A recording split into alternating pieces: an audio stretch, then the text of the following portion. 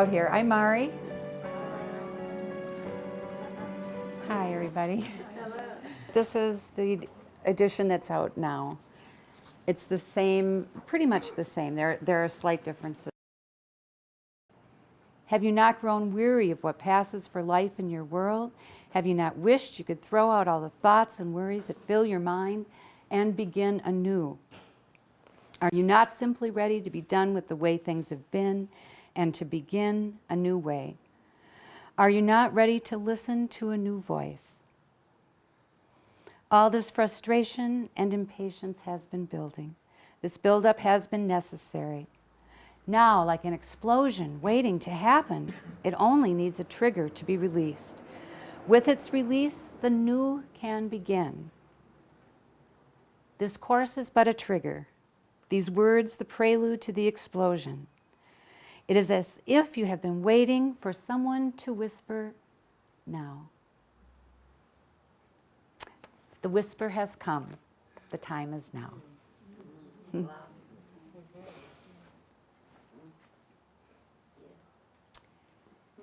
My life day by day is one of trying to express the inexpressible.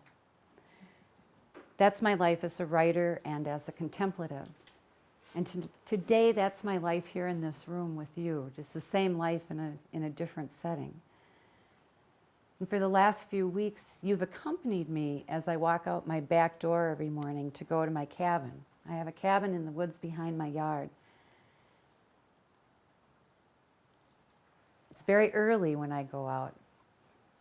I like to get out in my cabin or be at my window before it's light. I love to see that change from darkness to light. But at this time of year, sometimes I like being in bed at 5 o'clock more.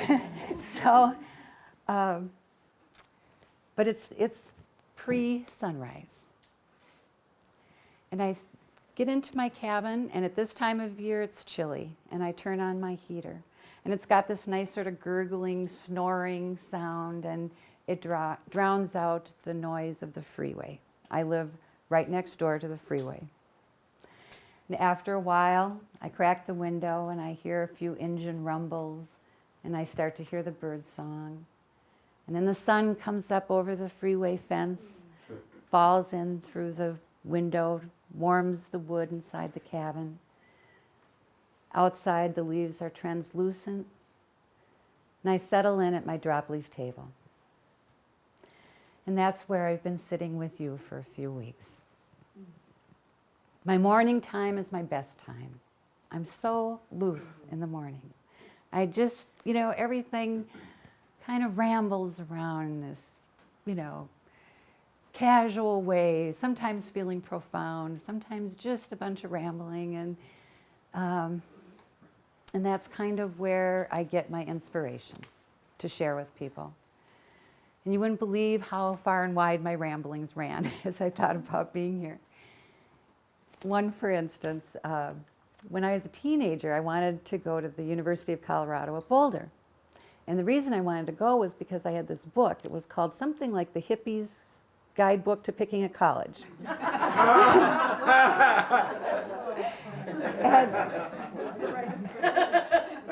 Boulder was #1 on the list. And I don't remember a bunch of activists, so it was probably a party school primarily, maybe some activists too, but at any rate, that was my dream. And then from that, I started thinking about how I really missed the hippie generation. I'm 10 years too young, and I had a brother who was 10 years older than me.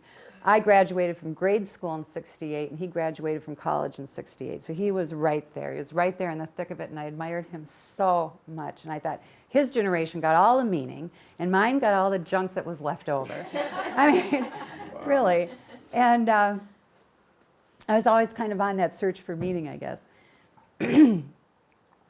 But then I started to think about the movie The Big Chill. I don't know if okay, everybody knows The Big Chill. And there's this one scene where the lawyer woman, I think her name is Meg, and they're sitting at the table, all the friends having dinner, and she puts this question out. She says, was it really commitment or was it only fashion? And all her friends kind of get, up in arms about that, but it kind of haunted me. So I asked my brother. I said, Ray, that question in Big Chill, was that commitment or was it only fashion? And he said, oh, it was fashion. And I was so disappointed. But then I thought, if I thought about him, 5 years earlier he had the Elvis hair and, always kind of was in lockstep with what was going on with his peers, which I really wasn't. But I think we all are to some degree, kind of influenced by what's going on around us. And I really have thought it was just amazing that Helen was brave enough to bring out this course in the time in which she did, the Course in Miracles. Nothing was being done like that. And, in my generation, I kind of started my spiritual journey in the mid-90s, not that long ago, and I had the benefit of so much. And one of my early experiences, I bought this really awful book called Ask Your Angel. And I was, as soon as I bought it, it was one of those things like a miracle thigh machine, and you think, why did I buy this? I'm never going to use it. But I'd spent a fair amount of money on it. It was kind of a pretty book, so I looked at it, and it was basically saying that you could ask your angel for guidance. And so I did, and I was sitting, it was in my old house then. It was a 100-year-old house in a murky cement-floored basement, and we have cats. We have a cat litter box down there. This is where I got to have my office when I had 3 kids and 3 bedrooms. So when I'm sitting down there, and I think, well, I'm just going to ask my angel. And this smell wafted over me, like it just filled my whole senses, the sweet smell. And the first words I heard were, smell the sweetness, smell the sweetness. And it was like, nobody was more surprised than me that this could happen. And that was kind of the beginning. I think that we have these small things, big things, but these revelations, these things that come to us that we never expected would, and then life is really different. Well, I'm always a little bit nervous about these groups because I don't do them very much. But what happened if I'm doing my nice casual, in my cabin thinking about you, everything. I felt like maybe I'd gotten over it and I wasn't going to get nervous because I've done a couple of presentations this year and I thought, geez, if I did them, once a month or a few times a year instead of once every couple of years, maybe I'd get it down, and it'd be comfortable,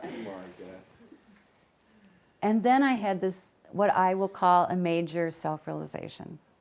Now, I did not need this to come right 2 weeks before. It's kind of the part of you thinks that way. Okay, I did not need this right now. And it was such that I felt brand new.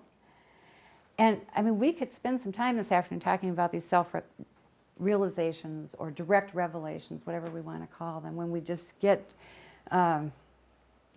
some information about ourselves that's new. And, sometimes it comes out of the blue. You had no idea that, anything was going to come. And sometimes it's like you've been working on something and all of a sudden it crystallizes there. You had 65 jangly things and all of a sudden, boom, this is what it's really all about.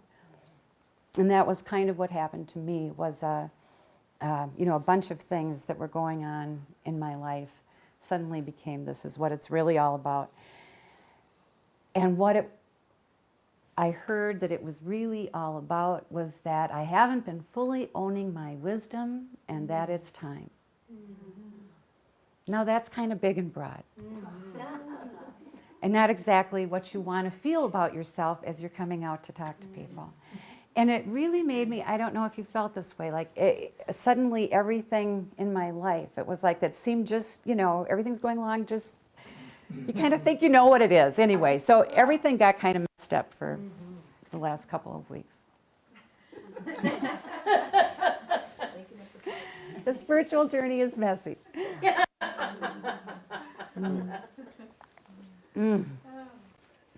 So, let's see. Where is I going from there?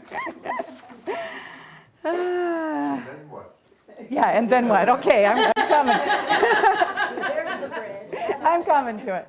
Okay, that's what I had to remind myself. All right, what's next? And it's just really powerful that you're sharing that because, you know, when I study these books, and I've read them 3 times already, and I'm still thinking, did I even read that? I can't remember it, you know? And Mark, she probably is a master at that stuff. Yeah. And it's good to know that, you know, we're on the path together. Yes. You know, and that we're always, you know, if we were already getting it, then I'm sure that we would be walking like a bubble of light, you know, and we wouldn't be getting all the little great lessons that we draw to ourselves. So it's great that, you know, we can offer you that gift and that you've given us so much. So it's wonderful. Thank you for sharing that. Well, thank you. It always feels kind of risky to share, and I thought, okay, do I really share this with them? You know, it's like, okay. Could you also say, what is messy in your mind? What do you call messy? Well, very good question too. Change, I think, sometimes is what's messy. Like you're going along and you think everything's going to kind of keep going this way, and you're wanting to change. That's what you want more than anything, is you want this big change. But then when it comes, it's like, wait a minute, you know, I mean, that's not what I wanted exactly, you know. So, and then just real life, you know, real life. One of the places where I haven't been owning my wisdom. I mean, there's different ways, you know, you don't own your wisdom. And I'll talk about the way maybe haven't been owning that spiritually, but in family life, you know, there's that old saying that the plumber doesn't fix his pipes, you know, and in my family, I've really struggled a lot with the role that I have, the role that is expected of me, with sort of liberating myself from my caretaking, being able to say no once in a while so that I can say yes to the spiritual life. I found all those things to be pretty difficult. So that's a messiness, you know. So there are all these various messinesses that I've been through. So if you've been through it, I might have too. Might have some insight. And so getting back to the insight, so I have this major self-realization and come here, but it really gives me a good way to talk about what I believe is happening. I really believe that we are experiencing an emergent heart wisdom. This isn't something tried and true and proven and we follow this route and we get there. That's why I read the opening that I did. This is new. All are chosen. Nobody's coerced, but everybody's feeling the shift into this new time.